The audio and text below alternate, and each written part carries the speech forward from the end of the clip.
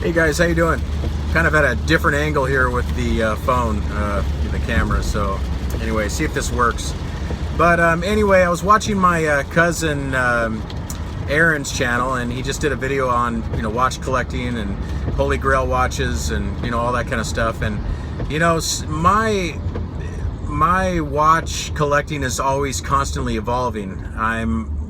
There's so much good stuff out there, and like Aaron, he's really opened my eyes up to Orient, and I never really looked at them before, and mainly because I was thinking I could never really get past that it's just a Japanese watch and they're a couple $100. I was thinking, oh man, what the hell, it's gonna be like a Seiko or something. Not that Seiko's bad, because I like Seiko, but what I'm saying is it's not going to be high end. It's not going to be what I'm used to. It's not going to be, Omega or Rolex or Breitling or, anything better, and I like all the high end stuff. I do. Don't get me wrong. I want to get a JLC, which I will get eventually. I just don't know which model yet. I want either a Reverso or a Master Control, one of the two. But I can't really say that's going to be my Grail watch, because like Aaron said in his video, there's always something better, and that's the truth, So I've gone through so many different watches, Breitlings, Tudors, Omegas, buying them, keeping them for a few years, selling them, just constantly, there's always something else out there, and like this other channel I watch, the PC watch guy, he's buying and selling and finding what he likes, and that's kind of what it's all about, is finding what you like. There's you can't just go to the store and the authorized dealer or whatever and try on a watch and then that's it for you. You can't just do that, because it's going to be, you have to really wear it. You got to live with it. You got to really test it out before you know if you really like it or not. And then again, everything could change for you. You could end up not liking it and sell it, and that's what I've done. But there's so many different watch brands out there. There's so many different pieces different things you can go with. And like he mentioned, some people like to collect only dive watches. Some people like chronographs. Some people like flight watches, stuff like that.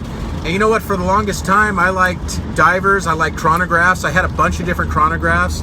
Like I had the Breitling B01 Chronomat, the in-house movement one. I had numerous Omega Speedmasters, chronographs, Man on the Moon watches that I've sold just because I get tired of them, But one watch type that I always seem to stick to is always dive watches. I love dive watches. I like the way they look. I like the rotating bezels. I find that I use them in everyday life all the time. There's so much you could do with them. So I don't know. Not that I go diving or anything, but if you're boiling an egg or if you're timing something, anything, you could time it easily with the with the rotating bezel. But anyway, I don't know.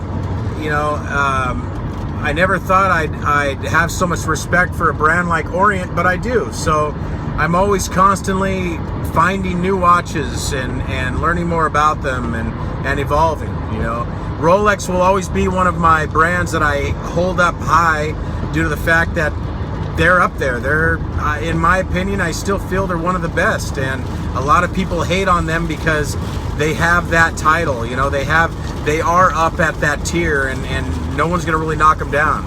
So, but there's so many other brands to look at, and when you're looking across the whole Swiss, industry, there's so many watches that are in the mid-level that are being outdone by all these entry-level brands, like Orient or Seiko, like they're being outdone by them. It's like, to get really good Swiss-made quality these days, it's like you have to spend over $5,000 to get anything really decent, But then you can go and buy or spend a few $100s on a really high-end, Japanese watch, and you could be happy with it, you know. And there's a lot of people, it's a shame because there's a lot of people that'll stay away from those watches just because of the name or just because of that price tag. They just think it's shit because it's a few $100. I kind of in a way used to think that way, but I don't anymore. But anyway, just want to run that by you guys. So you guys take care. Thank you. Please subscribe. Please continue to like and throw your comments down below, and I'll try to get back to you guys as soon as I can. Have a good night. See ya.